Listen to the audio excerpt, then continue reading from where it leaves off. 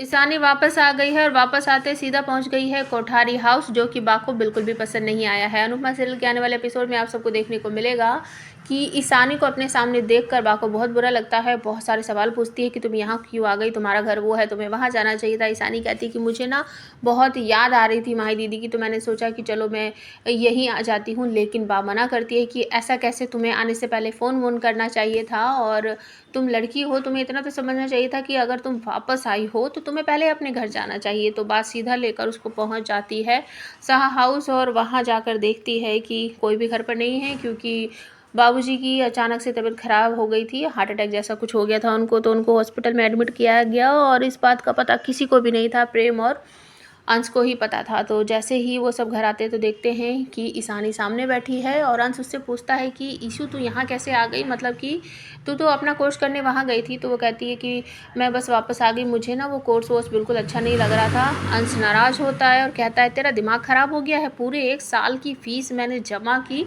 और उसके बाद तू कहती मुझे वो कोर्स अच्छा नहीं लग रहा है। कुछ सोच लेती, समझ लेती, फ़ोन पर बात कर लेती, ऐसे कैसे तू उठ कर चली आई। पैसे क्या पेड़ पर उगे थे कि मैंने तुझे तोड़ कर दे दिए हैं? कितनी मेहनत करके वो मैंने पैसे अरेंज किए थे, तुझे पता है? तो ईशू कहती भाई मुझे नहीं पता, बस मैं ना वापस आ गई हूँ। तो बा यहाँ पर कहती है कि भाई देखो मुझे ना ऐसा लग रहा है कि कुछ गड़बड़ है। तो यहाँ पर जो तोशु रहता है वो कहता है कि अच्छा ईशू तू ऐसा कर, तू ना जा कमरे में अपना फ्रेश व्रेश हो जा, उसके बाद हम तुझसे बात करते हैं। तो बा यहाँ पर सबके सामने कहती है कि देखो मुझे गड़बड़ लग रही है, सबसे पहले तो ये हमारे घर पर आई, ये घर इसका ऐसे यहाँ आना चाहिए था। तो मुझे ऐसा लग रहा है कि कुछ गड़बड़ है, और शायद ये पहले के जैसा फिर से हरकतें करने लगी है, नशे वशे करने लगी है। तो सभी लोग मना करते हैं कि नहीं नहीं ऐसा नहीं हो सकता। प्रेम भी कहता है कि नहीं बा ऐसा नहीं हो सकता। तो बा कहती है देखो भाई, जो एक बार गलत रास्ते पर चला जाता है ना, तो दूसरी बार भी वो बहुत आसानी से उस रास्ते पर चल सकता है। या तो वहाँ कुछ गलत हुआ है, या फिर से ये नशा वशा करने लगी है। तो आप लोग जानो, आपकी बेटी है, आप लोग देखो, मैं तो अपने घर वापस जा रही हूँ।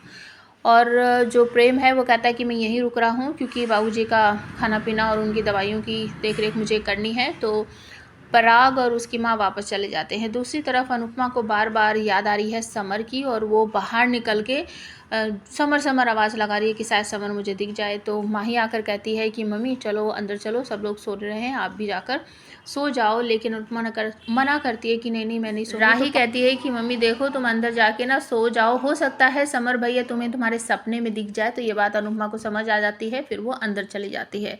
दूसरी तरफ ख्याति जो है वो भी बाहर ही खड़ी हुई है, एक छोटी सी पुलिया टाइप की है, उस पर खड़ी हुई है, रो रही है, आंसू टपका रही है।